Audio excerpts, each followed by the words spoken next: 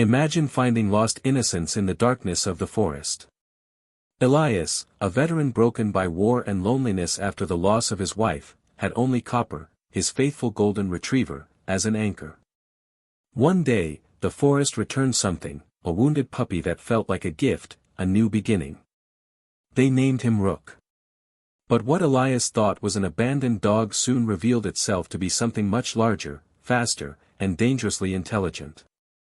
Rook grew before our eyes, with a primitive shadow in his movements and a gaze that seemed to decipher the human soul. The mystery deepened. Exactly what did Elias bring into his home? And how would the truth about Rook ultimately heal or destroy the man who saved him?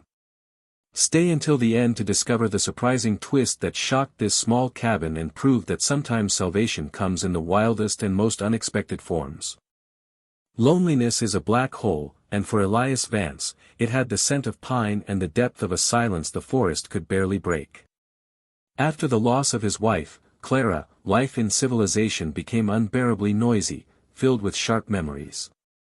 He sought refuge in the remote cabin he and Clara had dreamed of renovating, a future project that became a memorial of grief. The conflict was no longer on the battlefields he knew as a soldier, but within the four wooden walls that amplified his isolation. He clung to a rigid discipline, a holdover from his days as an army scout, using hard physical labor, chopping wood, repairing the ancient structure, as an anesthetic against the emotional pain. The weight of Clara's absence was palpable. It wasn't just the loss of a companion, but the loss of a moral compass that kept him grounded. Elias was a man of logic and order, but grief is irrational, and he felt adrift. He had a deep, human need to belong and be cared for, but with Clara gone, he had convinced himself there was nothing left worthy of his attention or affection. This refusal to accept vulnerability and the new emptiness was what drove him to bury himself in the forest, believing that nature, in its relentless savagery, would demand less of him than the world of men. In this landscape of seclusion and broken stoicism, Copper, his loyal copper-coated golden retriever, was the only witness to his fragility and the only being he allowed close. Copper was a gift from Clara, a living reminder of the joy and warmth Elias couldn't do without. The dog, with his warm and instinctive nature, was Elias's last link to humanity, a bridge that kept him from falling completely into darkness. The daily ritual of feeding and walking Copper was, ironically, what kept Elias alive, forcing him to move and interact, even if it was only with one animal. Copper possessed the intelligence and sensitivity of a service dog, picking up on the slightest changes in Elias's mood, but also in the forest's surroundings. Their walks weren't just hikes, they were patrols, guided by Copper's instincts, as he knew every trail and scent. They delved deep into the cedar belt, the densest and oldest part of the forest, a place many hunters avoided. Elias felt comfortable in the vastness, in the absence of human boundaries. He was a master of survival, observing nature's signs with almost predatory precision. However, this precision would become his greatest blind spot. Elias's mind was so focused on imposing order on his grief that he was determined to interpret any event through the lens of his closed belief system. Nature was a machine, and he was a skilled observer. He refused to consider the anomalous, the inexplicable, anything that didn't fit into his box of military logic. This stubbornness, rooted in grief, was what allowed the event that would change everything to take shape without him immediately recognizing it. And it was on one of those frosty autumn mornings, during the unchanging patrol routine, that normalcy was finally shattered. Copper, who always walked with an almost tedious calm, stopped abruptly at the edge of a small stream, his body tense, but still, his ears pricked. He didn't bark, but he did let out a low, guttural noise, a mixture of warning and curiosity. Elias, accustomed to the dog's silence, knew it wasn't a squirrel or a deer. Copper's gaze was fixed on a spot beneath a tangle of damp roots, and in that moment, Elias's solitude was about to be replaced by a dark enigma. Copper didn't move. That low growl wasn't a threat, but a primal warning that sent a chill down Elias' spine. Following the dog's gaze, Elias spotted the cause. Nestled in the decaying roots was a small, dark, motionless form. It looked like a malformed, emaciated ball of fur, its breathing shallow and irregular. Elias approached cautiously, immediately recognizing the signs of neglect and injury. The puppy's eyes, which had barely opened, were a strange amber hue and seemed too large for its head. Its body was weak, but there was a quiet ferocity in the way it tried to protect what little was left of itself. Elias, the stoic veteran, felt an unexpected pulse of responsibility. He had no one else to care for, and this small, helpless creature activated a long-dormant mechanism within him, the instinct to protect. He picked him up carefully, noting the unusual density of his fur and his disproportionately large paws. Elias's first assessment was quick and pragmatic, an abandoned hunting dog puppy, likely injured in a trap or rejected by his litter. He named him Rook, after a strong and reliable chess piece. The dog, Copper, gently licked the puppy on the way back, accepting his new guest with the naturalness only animals possess. This rescue was the event that triggered the new phase of Elias's life, but to understand the magnitude of what was to come, we need to take a step back. Elias's isolation did not begin with grief, but much earlier, in his military career. Combat missions and the relentless nature of his service forged a shell of distrust and self-sufficiency. Elias learned to trust only what he could see, touch, and measure. He was a master at reading the environment, but he failed miserably at reading people, especially Clara, who was the embodiment of emotion and artistry, the opposite of his regimented life. Elias and Clara's story was one of opposites attracting and balancing each other. She was a ceramicist, finding beauty in the imperfect and spontaneous, while he was an engineer of destruction, seeking perfection in precision. The cabin in the woods was supposed to be the place where these two worlds would meet, the refuge where Elias would learn to relax his guard and Clara would find inspiration in stillness. But her illness came too quickly, and with it, the project remained unfinished, a painful symbol of the broken promise and the remaking Elias failed to give her. Copper, in this context, was Clara's gift to ensure Elias wouldn't lose himself in his own rigidity. Copper was more than a dog, he was the ambassador of spontaneous joy and unconditional love that Elias desperately needed. The dog demanded routine, affection, and interaction, preventing Elias from becoming a complete hermit. The long walks were Copper's requirement, not Elias's, and it was this demand for routine that put him, at the exact time and place, to find Rook, validating Clara's last attempt to give Elias something to love and protect. Rook's arrival, therefore, is not a random event. It is the forced convergence of a grieving man who had closed himself off from the world and an animal that would become the physical manifestation of the wildness he so desperately sought in the forest, but which now invaded his intimate space. The cub immediately attached itself to Elias and Copper, but rejected any other presence. Elias ignored the first signs, the speed with which Rook devoured his food, the way his eyes seemed to track the slightest sound in the darkness. His need to be useful, to save, masked the truth, he was raising a predator. Elias's refuge became a makeshift infirmary. Rook's healing was frighteningly rapid. While a normal hunting dog would take weeks to regain strength, Rook was up and exploring within days. Elias, initially proud of his first aid skills, credited his recovery to his discipline and the pristine forest environment. But the truth lay in the puppy's rapid growth. Rook wasn't growing, he was expanding. His limbs lengthened, his jaw became more prominent, and his weight increased at a rate that defied any veterinary chart Elias could consult in his old guidebooks. The most notable anomaly was Rook's intelligence. It wasn't Copper's trainable, eager-to-please intelligence. Rook's intelligence was calculating, almost cynical. He learned basic commands quickly, but obeyed them out of convenience, not loyalty. Copper treated him like a puppy, trying to teach him the rules of the house, where to eat, where to go to the bathroom, how to behave. Rook learned, but seemed to register everything with a quiet reserve. He watched Elias and Copper with an intensity that made Elias feel studied, not loved. Rook was a master observer, reading Elias's patterns in a way that went beyond canine instinct. Despite the strangeness, Rook was becoming the new focus of Elias's life. His grief hadn't disappeared, but now there was a pressing and constant distraction, the enigma of Rook. Elias found himself caught up in the routine of caring for, training, and, above all, trying to decipher the mystery of his new companion. Rook was a physical and mental challenge that filled the void left by Clara. This new mission gave Elias a sense of purpose he had lost upon retiring from the military.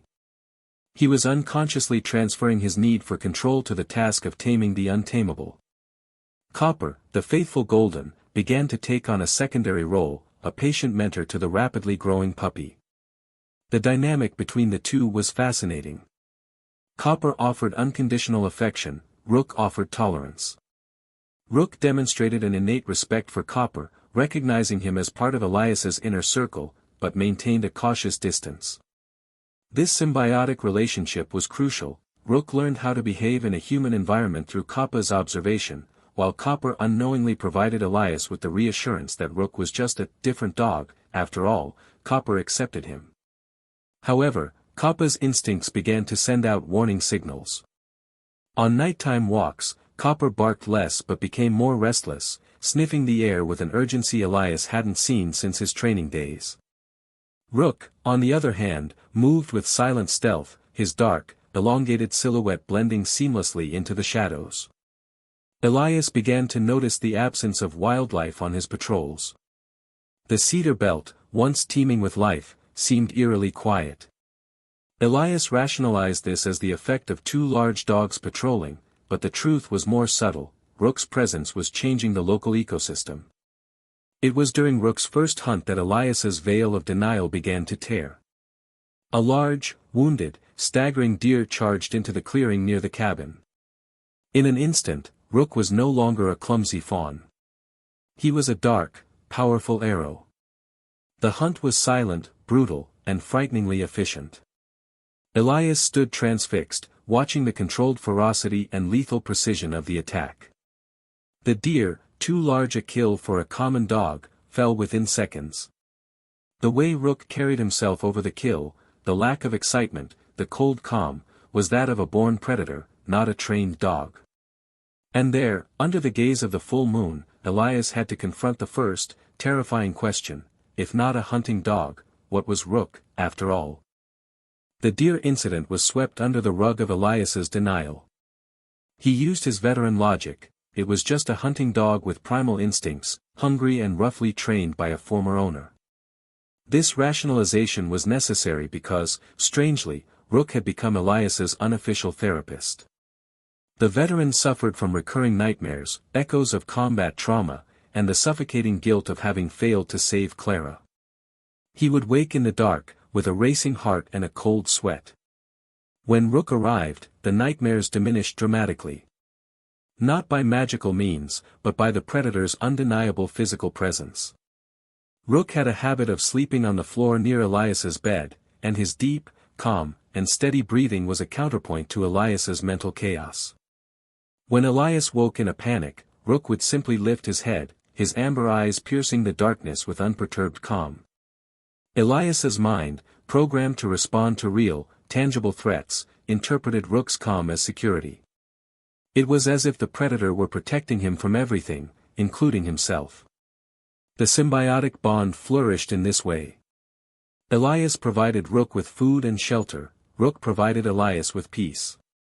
The animal was a living anchor. Elias's grief was a fierce animal, but Rook, the true fierce animal, seemed to have the ability to soothe grief with his mere presence. Elias felt understood by Rook in a way that Copper, with his unconditional happiness, could not. Rook did not judge him for his melancholy, he simply existed beside her, a silent companion in the darkness. This peace, however, came at a price and brought a secondary problem to the fore: Rook's aversion to any human presence other than Elias.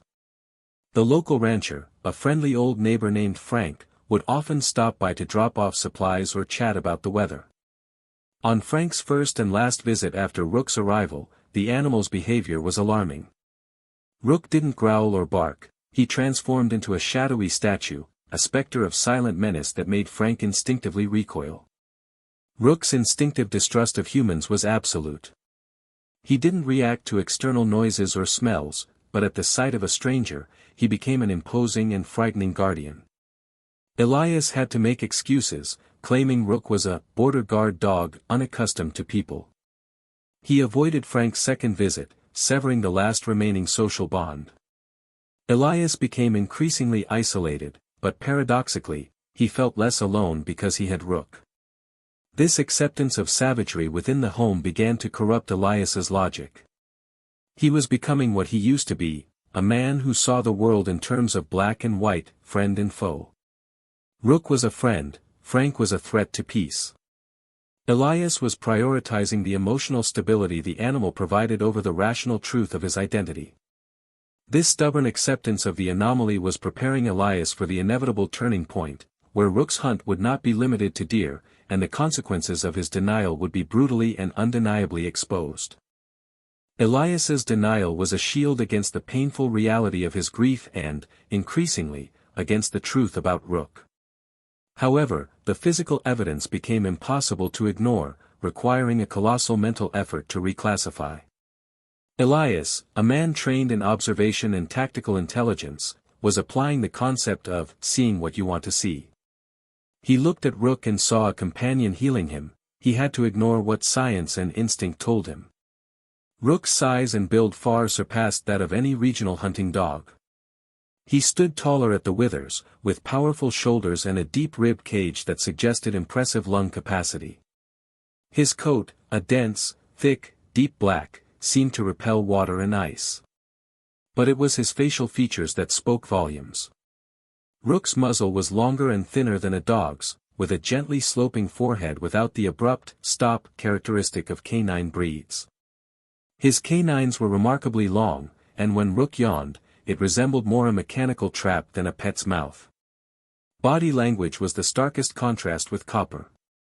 While Copper wagged his tail with his whole body and vocalized joy, Rook communicated with subtle signals, a quick movement of the tip of his ear, a slight growl in his throat, or the position of his tail, which rarely curved.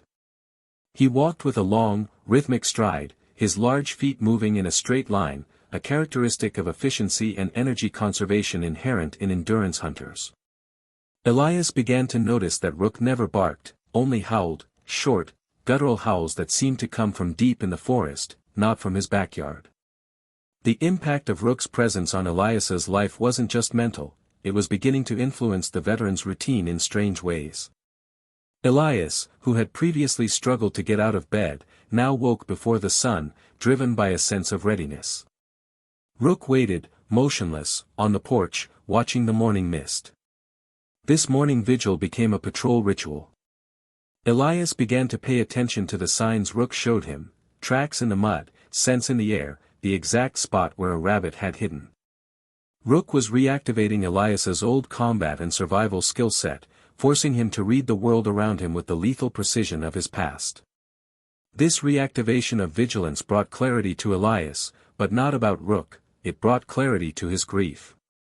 By focusing on survival and the mystery, Elias was finally actively processing his grief, channeling frustration and guilt into observation. Rook's challenge was easier to handle than Clara's absence. The animal was a manifestation of the loneliness and raw power Elias felt within. The cabin, once a mausoleum of regret, became an outpost, defended by two unlikely guardians. Elias found himself at a dangerous crossroads. He had the option to pick up the phone, call a specialist, confront the truth, and remove the threat. But that would mean losing his newfound peace. It would mean confronting himself, admitting he had failed to recognize what was right in front of him. And, most importantly, it would mean admitting he had failed to give Rook the one thing the animal asked for, unconditional acceptance. Elias's refusal to abandon Rook was, in fact, his refusal to abandon himself. This blind spot was about to collide with the reality of the forest in a violent and inevitable way. The illusory peace in Elias's cabin was abruptly interrupted by a new, louder predator. The silence Rook had imposed on the area was gone. Nighttime noises, yelps, and disturbing scratches began to echo through the forest. Elias discovered fresh tracks of an animal much larger than Rook, perhaps a wild bear drawn to the area by the reduced competition and the apparent ease of hunting. This was the introduction of the secondary challenge, a real, external threat that Elias needed to confront. The danger became personal when Copper was attacked. During a morning patrol, Copper, sniffing near the creek, came face to face with the rival predator, a large, territorial cougar, attracted by the presence of game and the disruption of the ecological balance. The confrontation was swift and brutal. Copper, despite his age, defended himself bravely but was quickly overpowered, suffering serious injuries to his paws and flank. Elias rushed to the scene, but it was Rook who sealed the attacker's fate. Rook's reaction was a display of pure loyalty and a protective instinct for his family. He launched himself into combat with calculated ferocity, but this time, with fury. It wasn't a hunt, it was a territorial defense. Rook used his size, speed, and tactical intelligence, characteristics Elias had only seen in elite units, to neutralize the threat. Elias, holding the wounded Copper, watched the fight, which seemed more choreographed than savage. Rook was a master of the art of silent warfare, and he fought to protect his pack, Elias and Copper. The cost of the confrontation was high.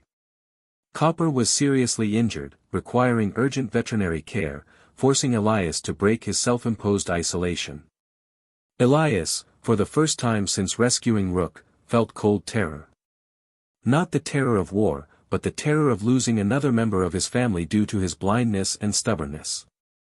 In the midst of the crisis, the veteran, trained to assess risk, finally had to look at Rook, who was unharmed and gasping for breath, and admit the undeniable truth. The beast Elias had created was the only reason he still had Copper. Rook was no hunting dog.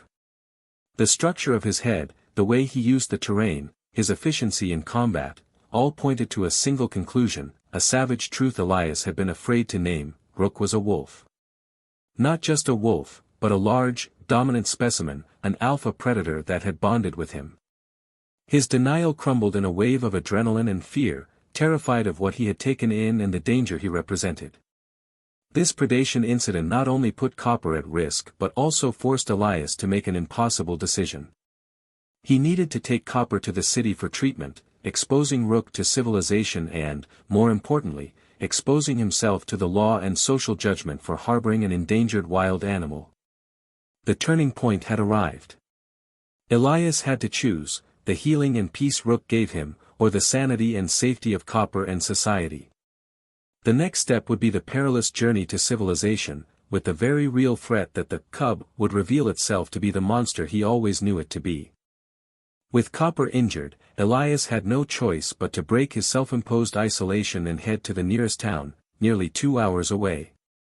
The journey was a 3-layered stress test: Copper's visible pain, the constant fear of being discovered by Frank or patrol officers, and Rook's silent, menacing presence. Rook, normally vigilant in the woods, was eerily calm in the back of the truck, lying beside Copper like a sworn guardian, the embodiment of Elias's contradiction, the wild beast acting with the tenderness of a family dog. Elias tried to rationalize the situation again, but he couldn't. He had to admit that the wolf was there because of him, and that the peace he felt was stolen, based on a lie. Elias's loneliness had made him vulnerable to accepting a creature that, by nature, should inspire fear. As he drove, he remembered the last time he had felt this mixture of terror and loyalty, on the battlefield, when trust was the only currency and animal instinct was the only thing keeping him alive. As they approached the outskirts of the small town of Evergreen Creek, the tension became unbearable. Elias stopped the car in a secluded spot. He knew he couldn't take Rook to the vet, his identity would be revealed in an instant. He prepared Copper for the entrance, wrapping him in a blanket. When he opened the door to get out, Rook stood, his amber eyes fixed on the busy road, and for the first time, Elias saw fear in the wolf's eyes. Not the fear of a predator, but the fear of a disoriented animal out of its territory. The crucial moment came when a forest patrol vehicle slowly drove down the road. Elias's heart raced, and he instinctively placed his hand on Rook's neck. He expected a growl, a desperate escape, perhaps a panic attack. Instead, Rook backed away, pressing himself against the truck's bodywork, seeking Elias's shadow. It was a reaction of submission and absolute trust, proving that, for Rook, Elias was not just his caretaker, but his point of safety. This display of vulnerability from the wolf was the final blow to Elias's wall of denial. He wasn't harboring a monster, he was harboring a creature that, despite its savage nature, chose humanity and loyalty. Elias left Copper at the local vet, lying about how the injury occurred, and returned to the forest to calm his nerves and think about the future, the life-or-death decision he needed to make. The return to the cabin was harder than the journey there. Elias knew he could no longer keep Rook. He was a veteran, not a wildlife activist. The choice was clear, but the execution unbearable. He would have to free Rook, return him to the wild. This decision brought with it a fresh wave of grief. He had found peace, only to have to say goodbye to it again. Back at the cabin, Elias spent the next few hours in heavy silence. The house felt like a tomb. He prepared what would be Rook's last meal with him, trying to postpone the inevitable. The pain of loss was palpable, reviving Clara's grief, but this time, the loss was for a responsible choice. Elias understood now, love and loyalty meant letting go. He called Rook into the courtyard, and the wolf, sensing the shift in his human's energy, approached with an uncharacteristic reverence. Elias knelt, the great predator before him, and the truth hung in the air. He spoke to Rook, not as if he were speaking to a dog, but to a comrade in arms, to a being who had unwittingly saved him. You are not mine, Rook. You are of the forest. And I have no right to imprison you because of my suffering. As he opened the forest gate, Elias felt a wound open in his chest, a pain as sharp as that of initial grief. It was the final sacrifice of his denial and the price of his recovery, utter loneliness. Rook didn't run. He looked at Elias, then at the trail, and back at the man. The wolf took a hesitant step, turning his head toward the cabin, as if taking a final inventory. Elias nodded, forcing himself not to cry, not to give in. Go. You are free. And then, with a final look, Rook disappeared into the trees, moving with the dark grace only a wild predator possesses. Elias stood there, empty, his heart beating in time with the forest now devoid of his protective presence. The surprising turn of events came the next morning, when Elias was at the vet picking up Copper, who was recovering. The vet, reviewing Copper's injury history and the tracks Elias had described from the encounter with the cougar, asked Elias about the animal that had saved him. Whatever it was, it saved his life. But, Elias, the vet paused meaningfully, I found something in Copper's wounds. It's not common. It's a wolf hair. The vet continued, showing Elias a photo of a wolf specimen, darker and stronger than most. There's a legend, Elias, of ghost wolves. Very rare dark wolves. They don't act like the others. They're territorial, but they bond with a pack with unwavering loyalty. They choose their pack. And if they've chosen you, they'll protect your border to the end. The vet described Rook's unusual characteristics, his intelligence, his size, and his unusual coloring, confirming that Elias hadn't just taken in a wolf, but something legendary. The real surprise came when Elias returned home. At the gate of his property, there was fresh game, a large deer, left as an offering at the border. What's more, the gate, which Elias had left open, was closed. Elias knew. Rook hadn't completely left. The wolf had chosen a new frontier. He didn't need the cabin, but his loyalty prevented him from leaving Elias vulnerable. He would continue to be the silent guardian of the forest, the guardian who healed Elias's soul, but now, he was acting according to his nature and on his own territory. Elias had rescued a wolf, and the wolf, in turn, had rescued his humanity and his sanity, remaining unseen in the forest as his wild guardian angel. With Copper's arrival, now with his paw bandaged and his morale renewed, Elias's cabin returned to life, but it was a transformed life. Elias had accepted the truth about Rook, and this acceptance was the catalyst for his own healing. Rook's presence, now invisible but real, at the edge of the forest, was physical proof that he was no longer alone.